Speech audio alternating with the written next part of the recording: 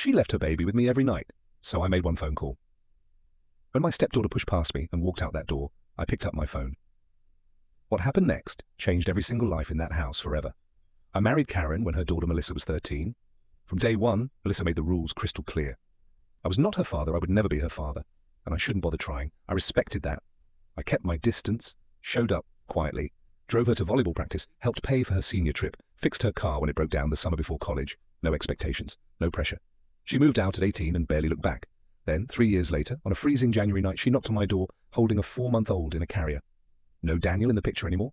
Gone the moment she told him she was pregnant. She was shaking, mascara everywhere. Said she had nowhere else to go. My wife, her mother, had died 8 months earlier. The house was too quiet.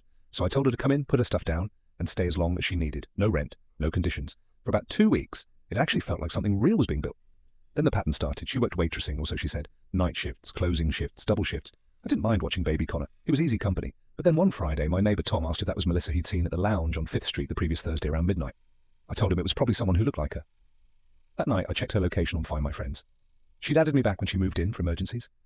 She was at a bar downtown. It was 1:30 a.m. and I was on the couch with Connor because he wouldn't stop fussing. I checked the next 3 nights. Same bars, different places. Never home before 5 a.m.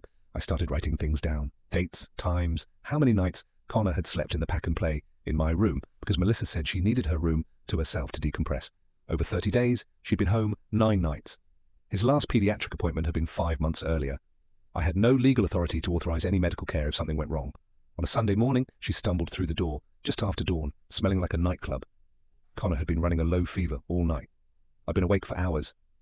Before I could get a word out, she dropped her bag on the counter and said, "Can you take him tonight too? It's Jade's birthday. I won't be late." I said no. She blinked at me like I'd spoken a foreign language. "You don't have anything going on, just watch him. I'll be back by 2. I told her calmly, "I offered to help you be a mother, not to be his father while you disappear." She grabbed her keys. "He's fed. He's fine. Stop being dramatic." I stepped toward the door. "If you leave right now, I'm calling child services." She looked at me for a long moment, then walked straight past me without a word. I called at 7:15 a.m., gave them everything. The notes, the dates, the empty bottles I'd found in her closet, the missed doctor visits. A caseworker came that afternoon. She asked questions I had answers to. She saw the pack and play in my bedroom. She saw the calendar. Connor was placed in emergency foster care by Wednesday. Melissa showed up screaming that I destroyed her out of spite, that I'd waited years for a reason to hurt her. Then she said, "Fine, he's yours now. You wanted to play dad so badly. Congratulations." The caseworker standing behind her quietly said, "He's been placed with a licensed family. You'll have a hearing in 8 weeks." Melissa didn't show up. The judge terminated her rights last month. Connor turns 1 next week. His foster family sent me a picture. He was wearing a little paper crown,